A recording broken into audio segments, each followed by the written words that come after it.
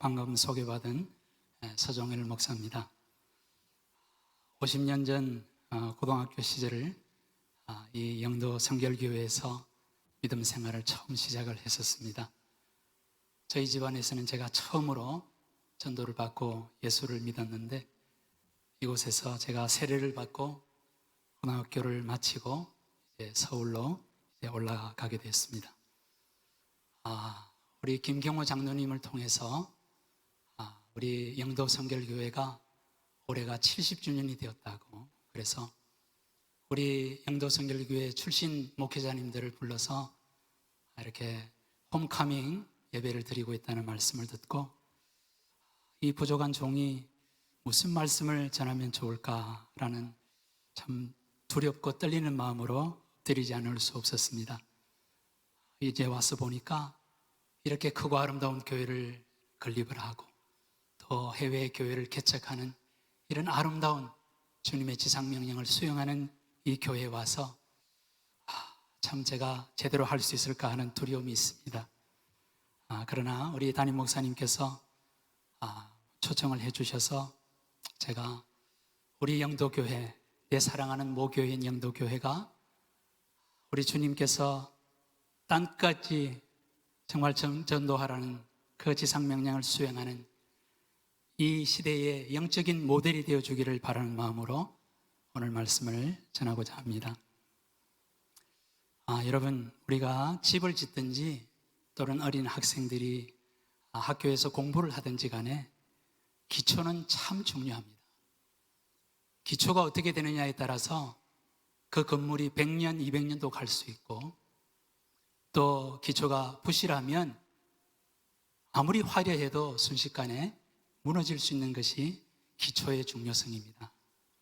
그래서 저는 우리가 믿는 신앙의 기본이 무엇인지, 그리고 우리 주님께서 기뻐하시는 참 교회의 모습은 무엇인지, 그리고 우리 영도 성결교회가 주님의 오른손에 붙들려서 주님 오시는 그날까지 쓰임받도록 하기 위한 우리가 힘써야 될 부분들, 이 세 가지로 여러분과 말씀을 나누도록 하겠습니다. 첫 번째로, 우리가 믿는 신앙의 기본은 무엇입니까? 저는 두 가지로 말씀을 드리고자 합니다. 첫 번째는 우리의 믿음의 대상이 되시는 우리 하나님이 어떤 분이신가라는 거죠. 여러분, 하나님은 어떤 분이십니까? 우리를 창조하신 창조주요, 그리고 이 모든 만물을 다스리시는 통치자요, 그리고 우리 한 사람 한 사람을 하나님의 고유한 계획과 섭리 가운데 이끌어가는 주권자요, 그리고 장차 우리가 이 땅을 떠나게 될 때 우리가 그분 앞에서 결산을 해야 되는 우리의 심판주가 되시는 것입니다. 하나님이 보내신 예수님은 그러면 어떤 분이실까요? 빌립보서 2장 6절을 보니 그는 근본 하나님의 본체시나 하나님 자신이신데 하나님과 동등됨을 취하지 아니하고 종의 형체를 입어서 인간이 되어 이 땅 가운데 오신 하나님, 그리고 우리 예수님은 우리를 구원하기 위해서 자신의 생명을 아낌없이 십자가에 내어주시고 피를 흘리셔서 그 생명을 지불해서 우리를 구원하신 우리 구주 예수 그리스도이십니다. 뿐만 아니라 우리 주님은 장차 우리를 대리로 이 땅 가운데 오실 심판주가 되시는 것입니다.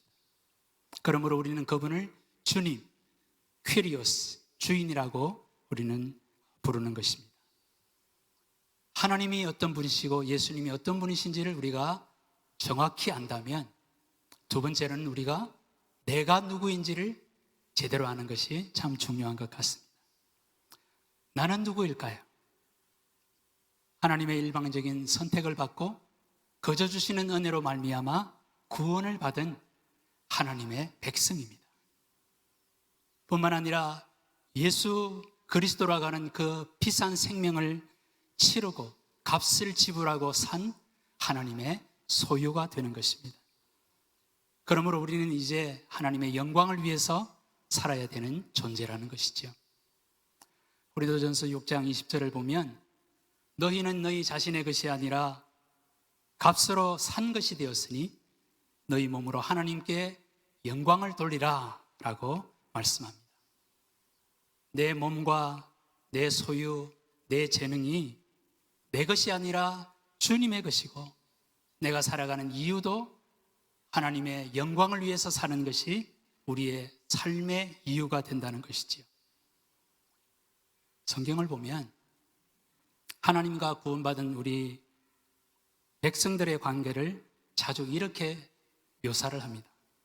너희는 내 백성이 되고 나는 너희의 하나님이 되리라. 하나님과 하나님의 백성, 목자와 양, 그리고 신랑과 신부, 그리고 주인과 종이라고 하는 상호 관계성을 우리에게 말씀해 주고 계십니다.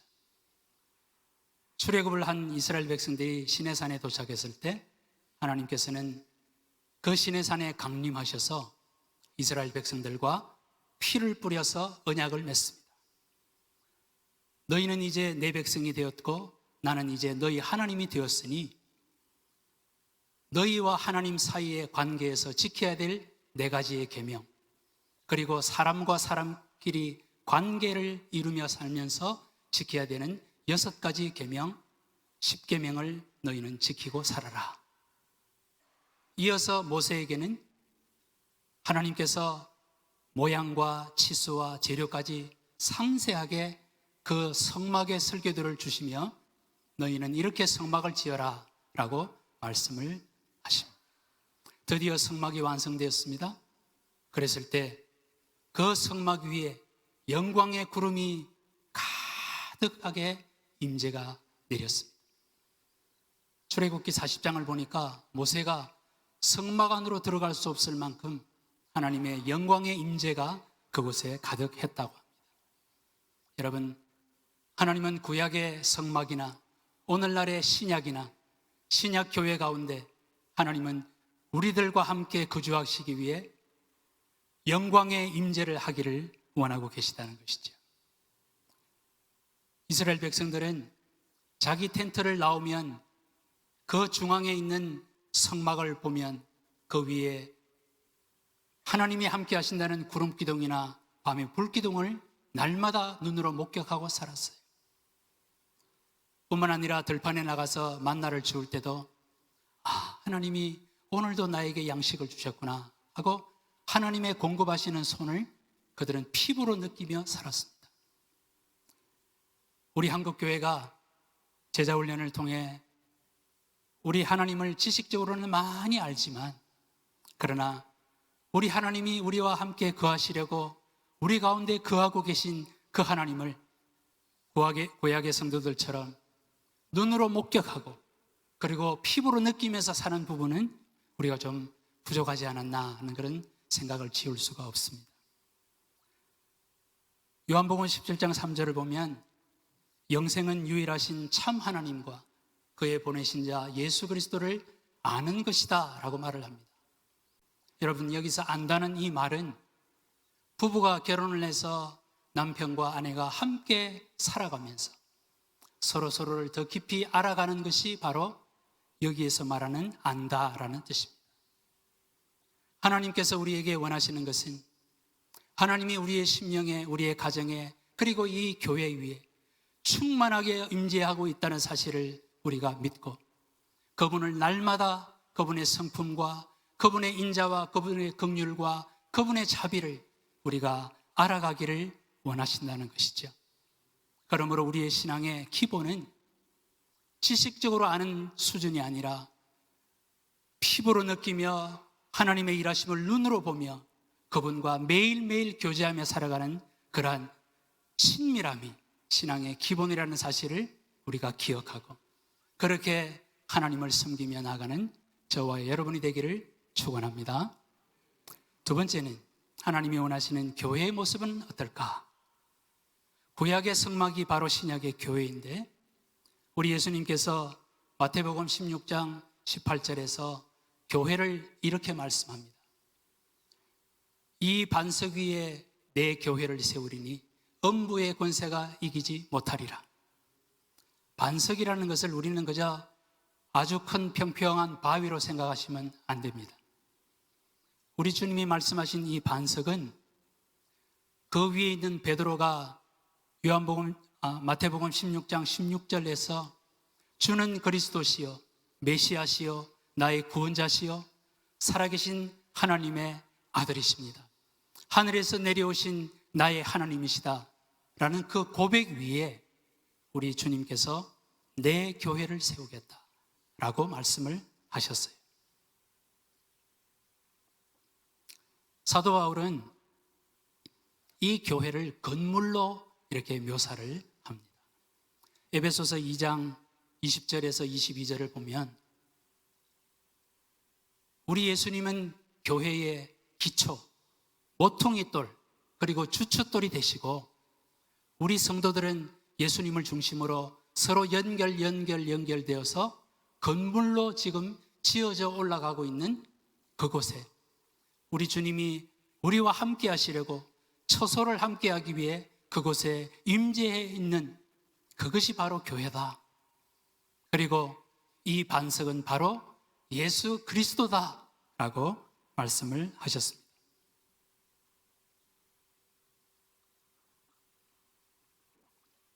그러므로 교회의 주인은 바로 예수 그리스도요, 교회의 기초도 예수 그리스도요, 교회 안에서 선포되는 말씀은 우리 예수님의 십자가와 부활, 그리고 주님의 재림, 그리고 천국과 지옥, 이런 우리 주님이 친히 말씀하신 말씀이 교회 강단에서 흘러나가고, 그리고 주님의 영, 예수 그리스도의 영이 이 교회를 이끌어가는 교회야말로 우리 주님이 기뻐하시는 참 교회의 모습이 되는 것입니다.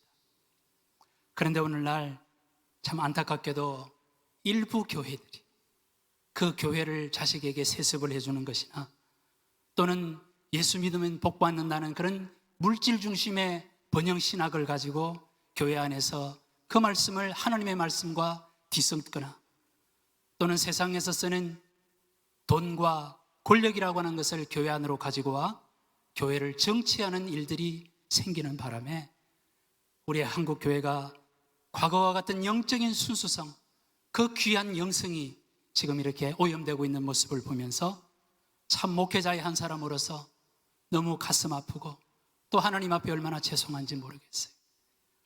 사랑하는 여러분, 우리 영도교회는 우리 주님이 주인된 교회, 주님의 십자가와 부활이 선포되는 교회, 주님의 성령이 이끌어가는 교회 되기를 주 예수 이름으로 축원합니다. 제가 여러분에게 아주 성경적인 교회 하나를 소개해 올리겠습니다. 사진을 좀 띄워주시겠습니까? 네, 공주 학봉교회란 교회입니다. 이 공주 학봉교회는 여러분이 지금 보시는 바와 같이 다음 장면도 부탁합니다.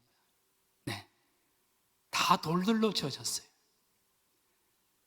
강가에 있는 돌들을 하나씩 가지고 와서 돌들로 무려 12년간에 걸쳐서 교회를 지었습니다. 이 학봉교회가 바로 성결교회예요. 저는 저 사진을 보는 순간에 두 가지 딱 깨달아지는 것이 있었습니다. 첫째는 각기 모양이 다른 돌인데 큰 돌, 작은 돌, 평평한 돌, 심지어 주먹만한 조약돌, 이러한 돌들을 다 모아서 저렇게 아름다운 교회를 지었다는 것입니다. 종탑도, 올라가는 계단도, 그리고 정문도, 벽도, 심지어 저 본당도 다 돌로 지었어요. 저는 저 모습을 보면서 영적인 깨달음이 왔습니다. 하나님의 교회는 우리 목사님, 장로님, 권사님, 집사님, 훌륭하신 우리 재직들도 정말 필요하지만 교회 안에는 정말 어린 청소년들, 그리고 저기 코 흘리는 유년주일학교 아이들까지 하나님은 교회의 소중한 그런 생명으로 하나님은 다 그들을 다 받으신다는 사실, 여러분 믿으십니까? 그러므로 어린 생명 하나에게 예수의 주되심을 증거하고 그 영혼이 구원받게 하는 것만큼 귀한 일은 없는 것이에요. 뿐만 아니라 한 어린 생명이 실족하여 교회를 떠나는 일이 생길 때에 우리 주님이 가슴 아파한다는 사실을 우리가 생각한다면 우리가 교회를 어떻게 섬겨야 되겠는가 하는 것을 깨닫게 해주는 사진이었습니다. 두 번째는 저 돌들이 처음부터 저렇게 아담하고 매끈하고 둥근 저런 돌은 아니었을 거예요. 처음에는 바위에서 깨어질 때 뾰족뾰족하고 날카로운 그런 돌이었을 텐데 하나님이 세월을 통해 그 돌들을 저렇게 아담하게 잘 만드셔서 하나님의 집을 완성하도록 허락하셨다는 사실이죠. 영적인 의미를 보면 우리 역시도 우리 인격에 모가 나고 그리고 우리 속에 개성이 두드러지고 때로는 갈등과 충돌을 일삼는 죄인 중에 죄인인 우리들을 우리 주님께서 픽업하셨어요. 하나님의 몸된 교회 안으로 인도하시고 말씀으로 그리고 세상 살아가면서 모난 부분을 고난이라는 그런 정으로 우리를 다듬으셔서 우리를 교회의 한 부분으로 이렇게 세워주셨구나. 하나님의 은혜가 너무나도 감사했습니다. 그런데 왜 이 학봉교회가 돌로 졌을까? 여러분 궁금하지 않으세요? 왜 돌로 졌지? 그래서 제가 돌이라는 것을 가지고 성경을 좀 찾아보았더니 과연 하나님의 이 교회는 돌로 짓는 것더라고요. 이 돌이라는 의미는 영적인 의미의 돌입니다. 베드로전서 2장 4장에 이런 말이 있는 것을 제가 발견하게 됐습니다. 사람에게는 버림바 되었으나 하나님께는 택하심을 입은 보배로운 산돌이신 예수께 나와. 우리 예수님이 보배로운 살아있는 돌, 리빙 스톤이라는 말입니다. 그 살아있는 돌 대신 예수 그리스도께 나와서 너희도, 우리들이죠, 너희도 산돌같이 리빙 스톤이 되어서 신령한 집으로 세워지고 하나님의 교회, 신령한 하나님의 교회로 살아있는 돌들로 그 교회를 이루라는 말씀이었어요. 그러니까 이 공주 학봉교회는 성경적인 교회죠. 우리 주님은 지금 저와 여러분을 향해서 너희는 살아있는 하나님의 돌이다, 그렇게 말씀하시는 거예요. 여러분 저를 한번 따라해 주시겠어요? 내가 교회입니다. 여러분 믿으십니까? 내가 하나님의 교회라는 사실을 잊지 말고 내가 세상 살아가면서 내 삶을 통해 정말 하나님의 말씀을 따라 그분의 영광을 위해서 살면 내가 빛나는 돌이 될 것이고, 내가 세상 유혹에 빠져서 그리고 세상 욕심 따라 하나님의 말씀을 거역하고 살아가면 어두운 돌이 될 것이라는 사실을 우리가 생각한다면 이 자리에 계신 여러분 한 분 한 분이 하나님이 기뻐하시는 살아있고 보배로운 그런 예수 생명의 돌이 될 것을 주 예수 이름으로 축원합니다. 자, 세 번째로 우리 영도 성결교회가 하나님 앞에 70년까지 이렇게 아름답게 쓰임 받았는데 앞으로 우리 설립 100주년 그리고 우리 주님이 오시는 그 그날까지 하나님 앞에 더 아름답게 쓰임 받기를 원하는 마음으로 제가 세 가지의 말씀을 드리려고 합니다. 첫 번째로 영적 전쟁을 두려워하지 말고 주님이 내게 주시는 능력을 날마다 힘입어서 영적 전쟁을 과감하게 치르고 나가자는 것입니다. 여러분, 예수를 믿고 나면, 예수 그리스도로 말미암아 하나님의 백성이 되고 나면 내가 원하든지 원치 않든지 간에 영적인 전쟁을 치르는 한복판에 들어와 있게 됩니다. 왜냐고요? 우리는 원래 마귀의 손아귀에 있던 자들이었습니다. 그런데 우리 예수님이 우리를 그분의 보혈로 마귀의 손아귀에서 우리를 건져내셨어요. 그러니까 이 마귀는 원통한 거예요. 우리를 어떻게든 도로 빼앗아 오려고 우는 사자와 같이 지금 두루다니며 삼킬 자를 찾고 있다고 말하고 있지 않습니까? 그러므로 우리는 영적인 전쟁을 내가 원하든 원치 않든 할 수밖에 없다는 사실이죠. 우리는 사단의 유혹이나 사단의 공격에 대해서는 잘 대비를 합니다. 그런데 우리가 놓치고 있는 부분이 하나가 있어요. 저는 오늘 그것을 여러분에게 말씀드리고자 합니다. 예수를 믿기 전이나 예수 믿은 이후에 우리 속에 교묘하게 들어와서 우리 속에 자리하고 있는 그런 우리의 적들이 있다는 것입니다. 예를 들어 볼까요? 미움, 돈에 대한 탐심, 음란, 거절감, 열등감, 남을 정죄하는 그런 자기 의로움, 그리고 교만, 시기, 이런 여러 가지의 것들이 우리 안에 들어와서 우리의 믿음을 방해한다는 것입니다. 우리 예수님께서 씨 뿌리는 비유를 말씀하시면서 말씀이라는 씨가 떨어졌는데 가시던 뿔에 떨어진 그 씨는 이제 싹이 올라오지만 그 가시가 기운을 막아버렸다. 그래서 결실을 하지 못하였다라는 말씀을 하셨지요. 우리 속에 그러한 가시 같은 것들이 엉켜 있으면 우리의 믿음이 자랄 수가 없고 열매를 맺을 수가 없다는 것입니다. 이스라엘 백성들이 이제 모세의 인도를 따라 약속의 땅에 도착했을 때 그 가나안에는 7 족속들이 주인 노릇을 하고 있었어요. 그때 우리 여호와 하나님께서 각 지파에게 명령하기를 너희는 저 가나안 족속을 철저하게 진멸해서 내어 쫓고 그리고 너희가 그 땅을 차지해라. 만약에 너희들이 그 가나안 그 족속들을 쫓아내지 아니하고 그냥 내버려 두면 머지않아 그들이 너희들의 옆구리에 가시가 돼서 너희가 고통을 나에게 호소하게 될 것이다. 그렇게 말을 했어요. 우리 주님은 우리 속에 있는 가나안을 철저하게 쫓아내기를 원하고 계시다는 사실입니다. 우리가 신앙생활하거나 교회를 섬기면서 때때로 갈등이 일어나고 또 우리의 신앙이 이렇게 롤러코스터를 타는 이유는 우리 각자 속에 숨어 들어와 있는 이 옛자, 쓴뿌리, 로마서에서는 옛사람, 이것을 철저하게 못 박아 죽여야 되는데 이것을 우리가 하지 못한 것이 원인이 돼서 그런 갈등이 생기는 것이다 라는 것입니다. 제 어린 시절을 여러분에게 좀 말씀을 드리겠습니다. 지금으로부터 60년 전에 저희 아버님이 지금 위치가 지금 그 롯데백화점 그 바로 길 건너죠. 그 큰 대로변에 대원약국이라고 하는 약국을 경영하고 계셨어요. 아버님이 약사는 아니시고 저희 고모님이 부산약대를 나오고 약사셨는데 두 분이 같이 이제 경영을 하시다가 저희 아버님이 중한 질병에 걸려서 서울대병원을 수술을 하러 올라갔다가 수술이 잘못되는 바람에 바로 그 수술실에서 돌아가셨어요. 그렇게 되니까 우리 고모님이 이참에 이 큰 약국을 그냥 자기 걸로 만들어야 되겠다는 그런 나쁜 꾀를 가지게 된 거예요.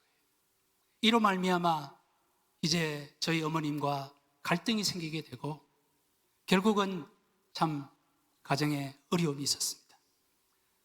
제가 중학교 2학년 때 한참 사춘기 때 저희 어머님이 저에게 그 얘기를 해주셔서 제 마음 가운데 그 고모에 대한 미움이 들어왔어요. 어떻게 사람으로서 그럴 수가 있나? 남편 잃고 지금 슬픔에 빠져 있는데 자기는 그 약국을 챙기자니 이건 사람도 아니야 라고 제 마음속에 그런 어린 심정이지만 미움이 싹트기 시작한 거예요. 두 번째는 제 마음속에 돈에 대한 집착이 생기게 됐습니다. 제가 고등학교 3학년을 이제 마치면서 선생이 되고자 해서 경희대 사범대 영어학과를 지원을 했는데 하나님이 합격을 시켜주셨어요. 그런데 불행하게도 그때 저희 집안이 너무 생편이 어려워서 입학금을 못 내고 제가 대학을 포기를 해야 했습니다. 선생님의 도움으로 서울에 있는 대기업에 취직이 돼서 서울로 올라가는 그 열차 안에서 내 마음 가운데 나는 돈을 벌 거야. 나는 도둑질 아니면 돈을 벌어서 내 자식은 제대로 공부시킬 거야.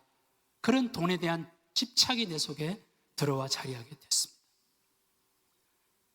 지금의 효성그룹, 효성재벌 그 계열사인 동양나일론이라는 회사의 수출부에 발령이 나서 가보니까 서울대, 연대, 고대 출신들이 아주 그냥 즐비하게 있는데 저는 고등학교 졸업장 가지고 직장에 들어가니 가장 밑바닥에서 그들의 보조 노릇하면서 얼마나 열등감이 시달렸는지 몰라요.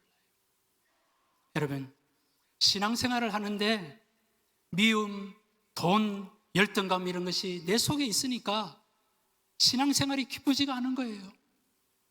영도교회에 계속 있었으면 좋았을 텐데 타향인 서울로 올라가서 교회를 정하지도 못하고 이 교회 저 교회를 기웃거리다가 결국은 점점 교회를 멀리하게 됐습니다.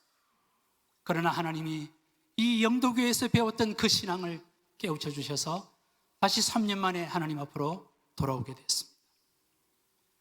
그 직장에서 지금의 제 아내를 만나 결혼을 하고 함께 사는데 제 속에도 쓴뿌리가 있고 그 사람 속에도 쓴뿌리가 있어서 우리는 결혼 초기부터 다툼이 일어나기 시작했습니다. 제가 집안의 장남이니 어머니를 모시고 살자. 자기는 어머니를 못 모시겠다. 이런 것들로 인해서 결혼 초기부터 저희들은 많이 다퉜어요. 직장 생활도 열등감으로 정말 힘들게, 심지어 이 쓴뿌리를 제가 목회자가 되어서까지 해결을 못하고 목회를 하는데, 담임 목회를 하는데도 성도님들하고 갈등이 생기는 거예요. 지나고 보니까 제가 참 잘못했어요. 성도님들을 섬길 때 사랑으로, 겸손으로 그분들의 발을 씻겨주는 것이 우리 예수님이 분부하신 일인데, 저는 큰 교회에서 안수집사로, 그리고 받았던 성령사역, 제자훈련 이런 걸 가지고 그저 야망으로 빨리 교회를 일으키려고 애를 썼었어요. 그러니까 교회가 자꾸만 갈등이 생기더라고요. 제가 3년 마치고 나서 제가 목회를 그 교회를 사임을 하고 미국으로 다시 건너가서 1년 동안 하나님 앞에 기도하면서, 하나님 정말 내가 뭐가 문제입니까 하고 하나님 앞에 엎드렸을 때 우리 하나님께서 네가 목회를 하려거든 다시 들어가라. 그래서 한국에 들어와서 하나님이 인도하시는 대로 내적 치유 세미나도 하고, 그리고 내 안에 있는 쓴뿌리를 하나님이 보여주시는데, 총신대학교 상담과정 2년을 공부하면서 하나님이 내 안에 있는 이 쓴뿌리와 이 내면에 있는 이 문제를 하나님이 보여주시기 시작했어요. 그때부터 제가 하나님 앞에 엎드려서 그 문제를 놓고 하나님 앞에 정말 간절히 기도했습니다. 그리고 내 안에 있는 적들을, 그 쓴뿌리를 하나님 앞에 토설을 하면서 하나님 앞에 그 모든 것들을 맡기고 하나님 앞에서 나를 고쳐달라고 기도하기 시작했습니다. 그러자 하나님께서 저를 조금씩 고쳐주시는데, 그 치유를 받으니까 열매가 맺혀지기 시작하는 거예요. 사역에 열매가 맺혀지는 거예요. 사랑하는 여러분, 고난을 당하면요, 마치 터널 속을 지나는 것 같아서 어두움밖에 없어요. 저 앞에 보이는 그 앞에 가는 차에 그 미등밖에는 보이지 않잖아요. 고난 중에는 하나님도 느껴지지 않아요. 여러분, 이렇게 내가 상처로 인해서 아파하고 힘들어할 때 우리 주님은 어디 계실까요? 우리 대부분의 사람들은 이렇게 호소합니다. 하나님, 내가 아플 때, 내가 그렇게 힘들고 내가 눈물을 흘릴 때 당신은 어디 계셨어요? 왜 하나님은 아무 말도 안 하시는 거예요? 왜 나를 버리셨어요? 우리 그렇게 말하잖아요. 그런데 그때 우리 주님은 눈물 흘리고 있는 바로 내 곁에서 안타까워하며 나를 위하여 기도하고 계셨다는 사실을 여러분 아세요? 여러분의 자녀들이 학교에 가서 친구들과 갈등이 있거나 왕따를 당해서 집에 들어와서 문을 걸어 잠그고 막 흐느끼며 울 때에 여러분의 마음이 편하시던가요? 아니, 제가 도대체 왜 저래? 제가 무슨 일이 있어? 이게 부모 마음 아니던가요? 우리 주님이 바로 그런 분이라는 거지. 사랑하는 여러분, 이 자리에 우리 청년들 지금 많이 계신데 요즘 우리 청년들 참 많이 힘듭니다. 여러분도 잘 아시는 바와 같이 대학을 졸업해도 이력서를 여기저기 내도 와서 일하라고 하는 직장이 없어요. 그러니 우리 청년들이 대학은 졸업했는데 부모님에게 용돈 달라 할 수도 없고, 정말 가슴이 무너져 내리는 우리 청년들이 지금 너무 많아요. 통계에 의하면은 우리 청년들의 약 30%가 우울증에 걸려 있다는 얘기를 들었어요. 참 얼마나 가슴 아픈 일입니까? 여러분, 이러한 우리 자녀들, 우리 청년 세대를 우리가 어떻게 해야 될까요? 우리가 하나님의 말씀으로 그들을 가르치기 전에 낙심하고 좌절하여 있는 그 영혼들을 우리가 가서 끌어안고 그들의 아픔이 뭔지를 들어주고 공감해주고 소통해주는 역할을 우리 성도님들이 해야 되지 않을까 하는 것입니다. 우리 내면에 있는 쓴뿌리, 우리 속에 있는 상처, 우리 속에 있는 옛자아를 하나님 앞에 가지고 나와서 우리 어른들이 먼저 하나님 앞에 치유를 받고 회복을 받고 이 교회 가운데 하나님이 보내주신 어린 영혼들을 감사, 고통받는 우리 성도님들을 끌어안는 사역이 하나님이 기뻐하시는 사역이 아닐까. 그래서 저는 우리 영도 성결교회가 이런 치유의 사역을 함으로 영혼을 보듬어주고 사랑해주고 그들을 위로하는 사역을 여러분들이 펼쳐주시기를 주 예수의 이름으로 부탁을 드립니다. 두 번째는 오직 하나님의 말씀을 내비게이션으로 삼자는 것입니다. 여러분, 내비게이션이 참 편리하잖아요. 목적지를 딱 누르면 어디로 가라고 그냥 상냥한 아가씨가 말해주잖아요. 하나님의 말씀이 바로 내비게이션이라는 거예요. 여러분, 인생을 다 살아보셨나요? 우리 앞길이 어떻게 될지 아시나요? 하나님께서 말씀으로 너희는 이렇게 가라, 여기서는 이쪽으로 가라 라고 말씀해 주신다는 것입니다. 시편 119편 105절을 보니 주의 말씀은 내 발의 등이요 내 길의 빛이니이다. 시편 19편 7절 말씀, 여호와의 율법은 완전하여 영혼을 소성케 하고 여호와의 증거는 확실하여 우둔한 자로 지혜롭게 한다. 사랑하는 여러분, 하나님의 말씀이 영혼을 소성시키는 거예요. 하나님의 말씀을 우리가 따라가면 분별력이 생기는 거예요. 오늘 우리가 읽은 성경 본문에도 보면 내 말을 듣고 행하는 자는 반석 위에 집을 지은 지혜로운 사람이 되고 행하지 않으면 모래 위에 집을 짓는 어리석은 사람이 된다라고 말을 했습니다. 여러분, 하나님의 말씀이 때로 우리의 상식과 맞지 않을 때가 종종 있어요. 아브라함에게 아브라함아, 너는 네 독자 이삭을 저 모리아산에 가서 번제로 바쳐라. 여러분, 이게 상식에 맞는 소리가 아니잖아요, 그죠?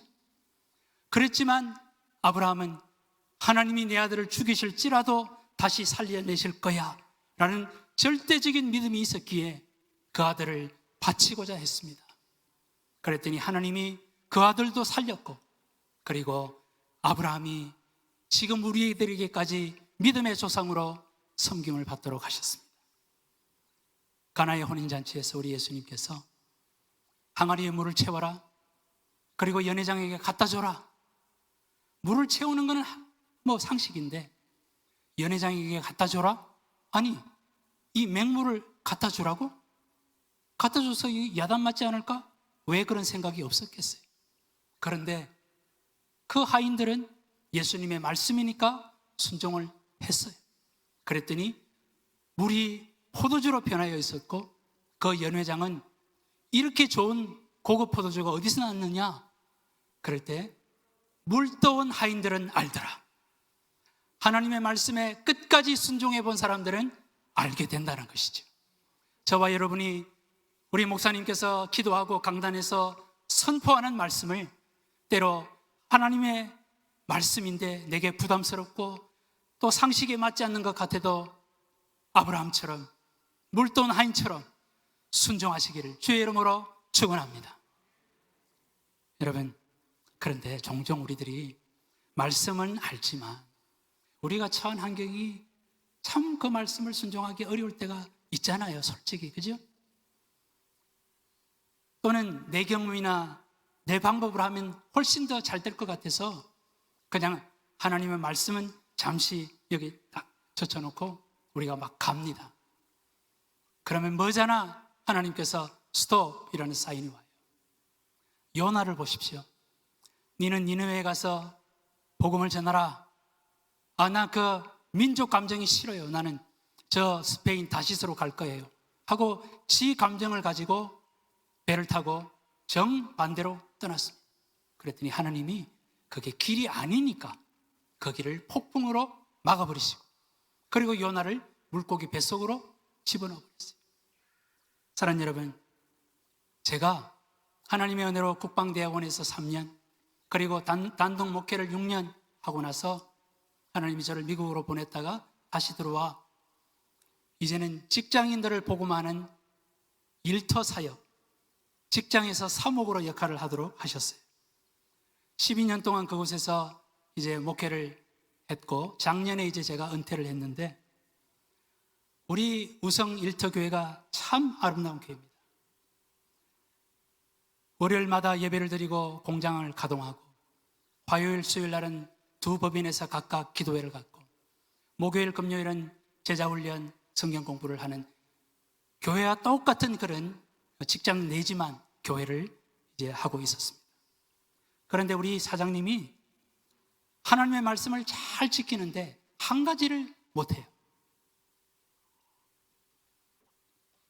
뭔가 하면 사업을 해보신 분들은 다 알 거예요.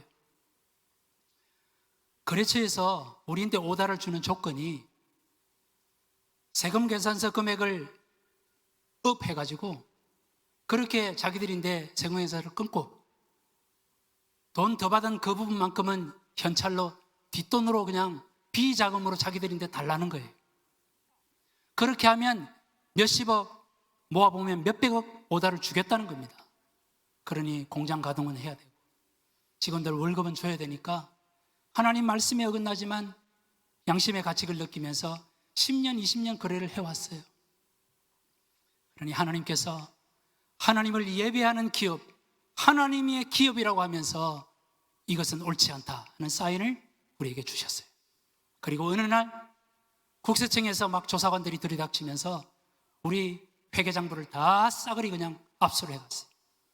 3주 후에 이제 연락이 오기를, 그동안 탈세하는 것에 대한 그렇게 동조를 했으니 그동안 탈세한 것에 대한 추징금 38억 6개월 안으로 내시오 라고 고지서가 떨어졌어요.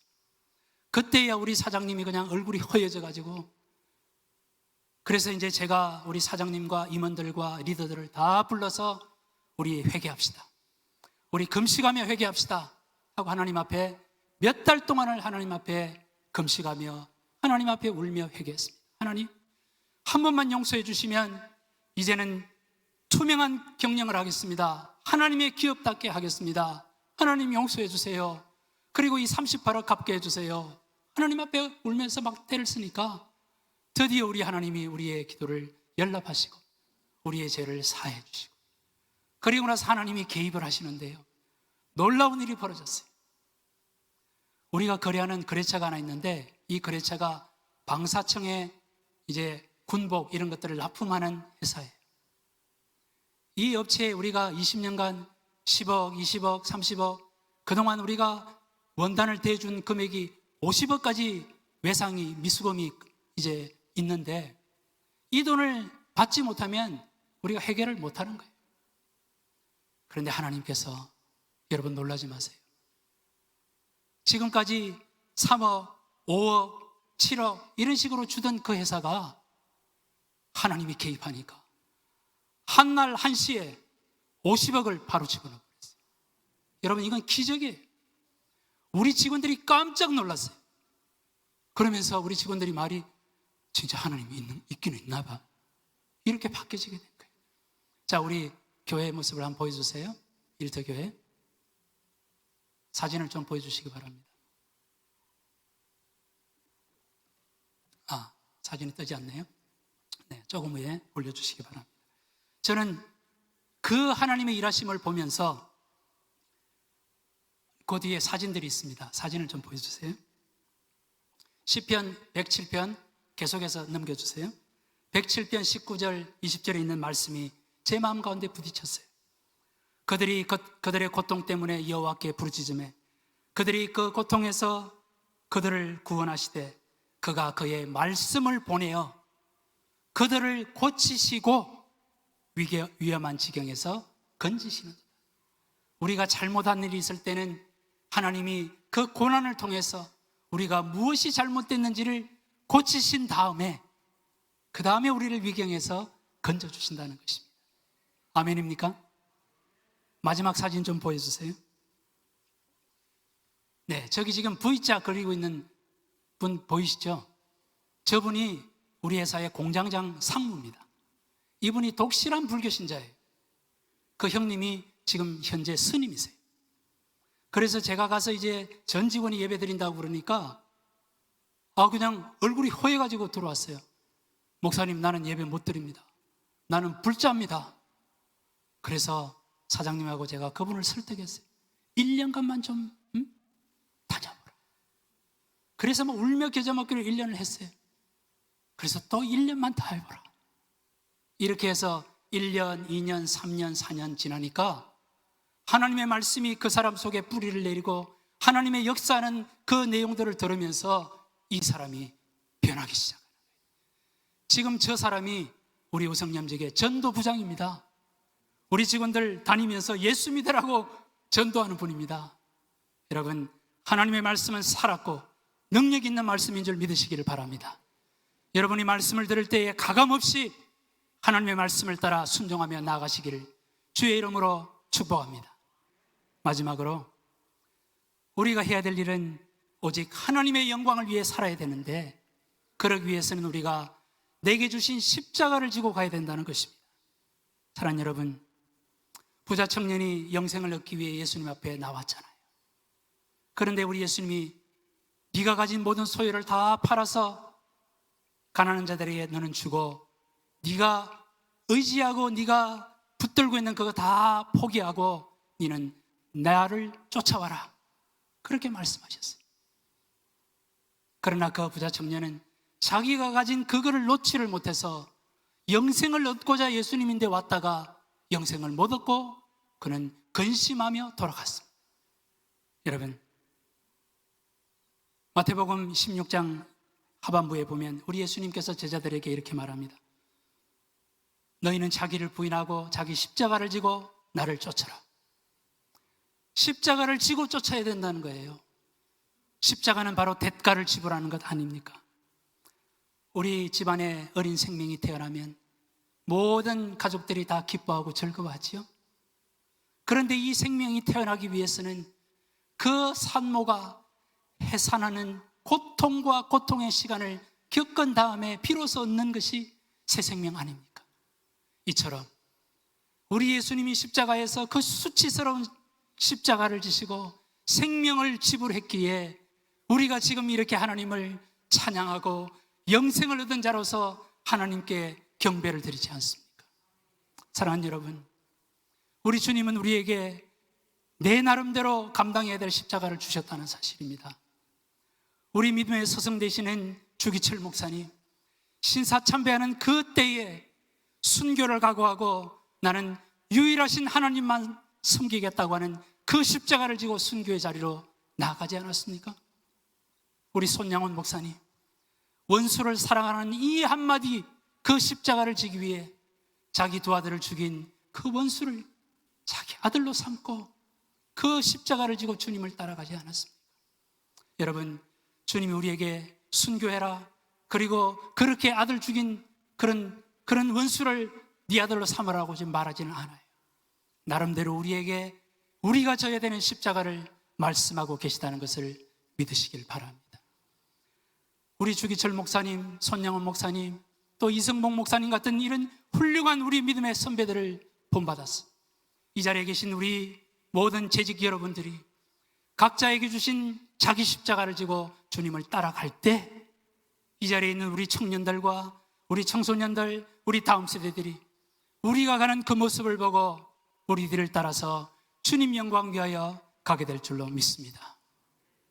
여러분, 내 삶을 통해 하나님과 예수 그리스도가 존귀하게 영광을 받을 수만 있다면 십자가를 지고 가는 이 삶은 결코 무의미한 삶이 아니고 이 땅에서 내가 하나님께서 주시는 복을 누리지 못할지라도 나와 내 자손들이 하나님께서 그 복을 주신다는 믿음을 가지고 여러분 십자가를 지고 가는 여러분 되시기를 주님의 이름으로 축원합니다. 40 중반의 나이에 우리 주님께서 저를 부르셨을 때 지금으로부터 22년 전 주님 앞에 이렇게 기도했습니다. 주님, 이제 주님이 저를 부르시니 주님 뜻대로 사용하옵소서. 그러나 주님, 정말 가난하게도 마시고 부하게도 마시고 내가 그때그때마다 필요한 것들을 주님 허락하여 주시고, 특별히 내 자식들 공부할 수 있도록 하나님 도와주세요. 제가 응어리가 져서 하나님 앞에 그 기도했어요. 그때 지나고 보니까 우리 하나님이 우리 자녀들 등록금, 결혼시키는 거, 그리고 저희가 살아가는 것 다 하나님이 공급해 주시더라고요. 하나님은 정말 신실한 분이셔요. 그런데 우리 주님께서 너도 이 십자가는 져라 하고 저에게 십자가를 맡기셨어요.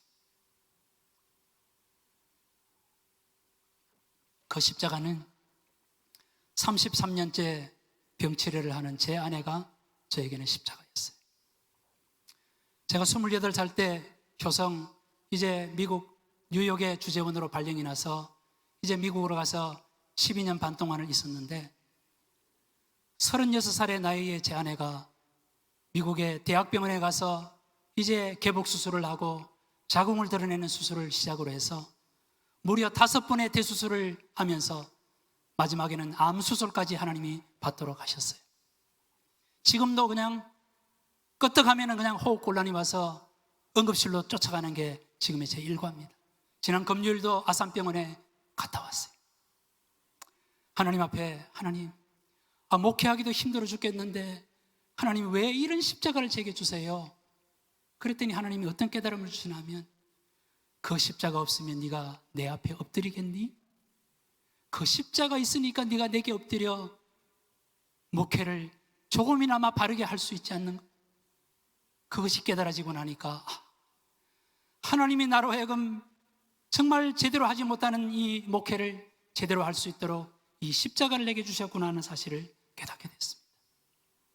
작년 5월 달에 코로나가 창궐하기에 제가 우리 사장님에게 사임을 하겠다고 했어요. 모이지를 못하니까. 그리고 작년 5월에 사임을 하고 하나님 앞에, 하나님, 제가 이제 어떻게 살지요? 라고 기도했더니 하나님이 참 정확한 타이밍이 하나님 있어요. 미국에서 7월 달부터 연금이 나오기 시작하는데 1월부터 소급해가지고 연금이 들어오기 시작해요.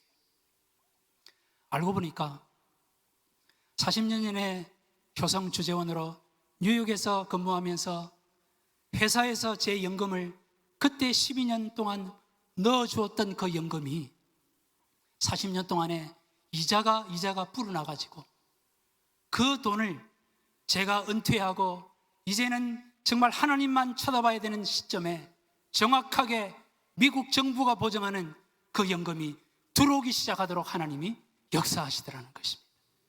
여러분, 하나님은 우리의 삶을 다 아셔요. 제가 지금 지나온 50년 그리고 지나온 22년의 목회를 되돌아보니 지금까지 지나온 것이 하나님의 은혜였음을 고백합니다. 지금까지 지내온 것은 주의 은혜라, 주의 은혜라. 여러분, 주님의 은혜로 저는 살아왔어요. 여러분도 지금까지 주님의 은혜로 사셨습니다. 앞으로도 우리는 주님의 은혜로 살아갈 사람들이에요. 지금 여러분 앞에 고난과 질병과 아픔과 두려움이 있습니까? 하나님이 여러분을 미워하시는 것이 아니라 우리 주님 재림하실 때에 이 코로나와 같은 재난이 앞으로 계속 올 텐데 그때에 우리가 깊이 믿음의 뿌리를 내리고 이 시대를 지탱하는 영적인 거목으로 만들기 위한 하나님의 담금질이라는 사실을 깨닫고 여러분 낙심하지 말고 하나님께 부르짖고 나아가십시다. 빌립보서 4장 6절 7절의 말씀을 드리고 마치렵니다. 아무것도 염려하지 말고 오직 모든 일에 기도와 간구로 너희 구할 것을 감사함으로 하나님께 아뢰라. 그리하면 모든 지각에 뛰어난 하나님의 평강 그리스도 예수 안에서 너희 마음을 지키시리라. 지키시리라. 두려워하지 말고 주님 주시는 십자가 붙들고 그분 영광 위하여 하나님의 나라와 의를 구하는 자에게는 이 모든 것을 채우시리라. 하나님의 약속의 말씀을 붙잡고 죽도록 충성하며 하나님 앞으로 나아가는 우리 영도 성결교회 모든 성도님들 되시기를 주 예수의 이름으로 축원합니다. 기도하겠습니다.